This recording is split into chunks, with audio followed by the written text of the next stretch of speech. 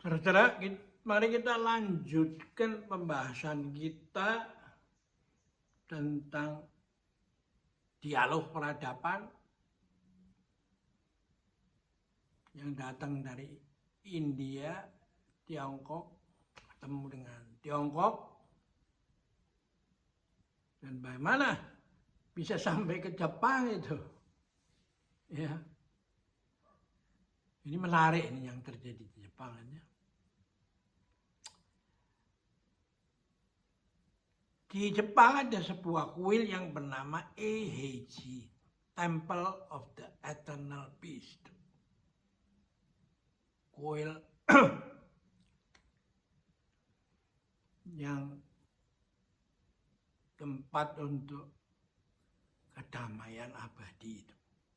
Ya. Peace, damai abadi. Tempel ini dibuka tahun 1244. Bayangin tuh, 1244. Dan pendirinya adalah bernama Dogen. Ya. Nah, pada usia 24 tahun, dia pergi ke Tiongkok untuk belajar. Yang di Tiongkok itu dinamakan Chan. Ya. Jadi yang dari India dinamakan Dhyana, di Tiongkok, di Shaolin itu dinamakan Chan itu. Meditasi. Itu. Nah,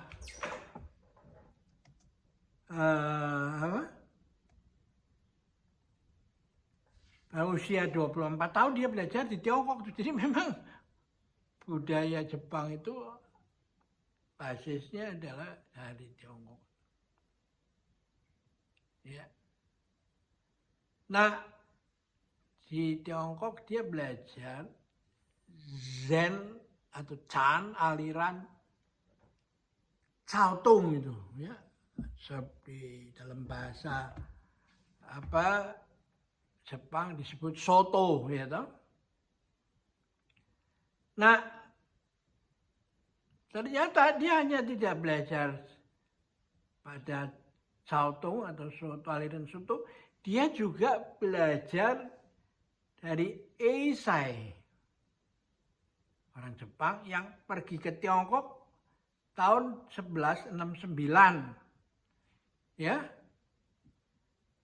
Dan lalu kembali ke Jepang. Ya. Dia mendirikan aliran Rinzai, Linci itu. Jadi di Tiongkok itu ada dua aliran, Cao Tung dan Linci itu. Nah, sudah terjadi cross-cultural fertilization tadi.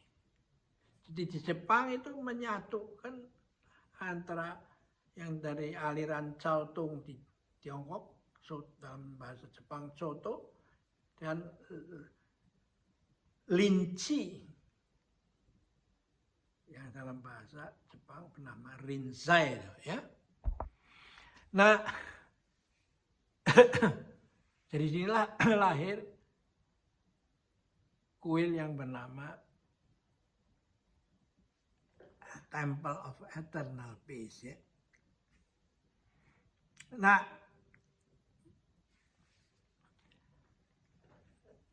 Linci punya mengintrodusir cara mencapai pencerahan, satori kalau dalam bahasa Jepang itu, melalui gradual enlightenment itu. Ya, pencerahan bertahap. Nah, sumbangannya apa? Yaitu meditasi dengan jangan berpikir mau macam-macam lah, just sitting aja. Nah, ini pentingnya, ini menarik ini kalau jadi biasanya kalau psikolog yang ajar itu ya dengan segala macam teori psikologi barat, mindfulness apa sendara. Tapi ya Zen aliran Soto ini mengatakan just sitting aja. Jangan ada maksud apa-apa, sudah just sitting. Nah, di situ Anda nanti akan sampai kepada gradual enlightenment. Anda memahami. Itu sebenarnya seperti Siddhartha pada waktu dia sudah hampir putus asa. Kok bagaimana ini sebenarnya pencerahan, dia belum puas itu. Lalu dia duduk di pohon Bodhi dan just sitting. Dan mengatakan, saya tidak mau berdiri lagi kalau saya tidak mendapatkan pencerahan. Ya. Ada di situ justru muncullah pencerahan itu. Lalu dia tahu bahwa dia itu merupakan bagian dari langit, bumi, dan lain-lain yang terus berubah itu.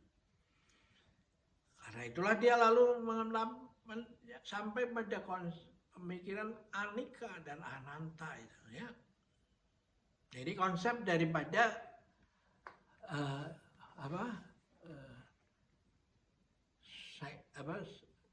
aliran Soto gitu, ya. Nah, aliran Soto ini mempunyai pengaruh besar nanti pada manajemen itu.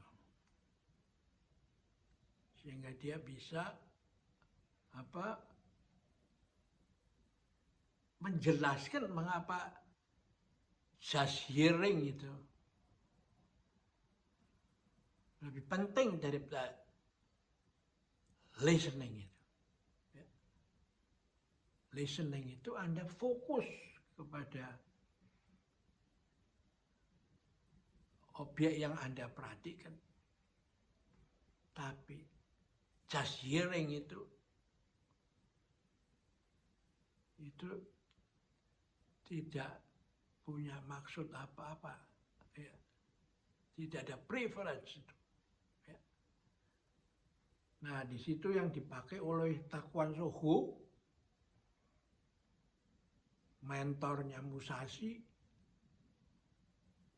dia mengatakan begini, kalau kamu perhatian kamu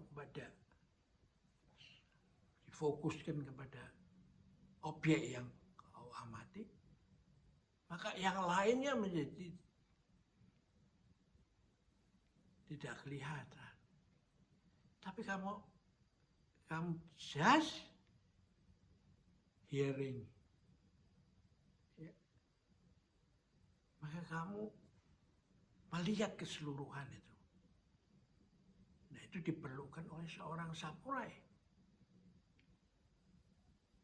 Kenapa? Karena samurai itu harus siap menghadapi semua serangan yang datang dari mana aja. Begitu dia konsentrasi di atas, di bawahnya lemah. Begitu konsentrasi di belakangnya lemah. Dan sebaliknya, begitu konsentrasi kanan, kirinya lemah. Karena itu dia harus menjadi orang damai itu, just sitting itu. Dan itulah mengakibatkan lalu just hearing itu. Padahal ilmu manajemen kita konsepnya adalah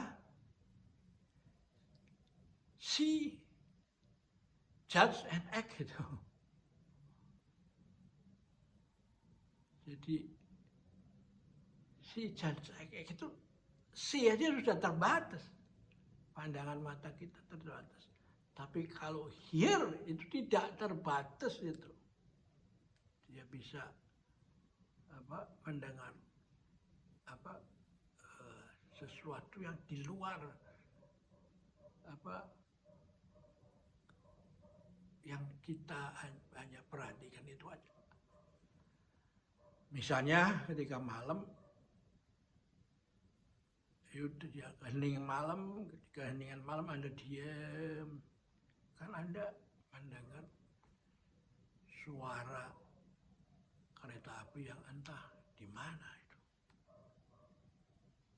Jadi benih tentang manajemen itu sudah ada di dalam kearifan kuno itu.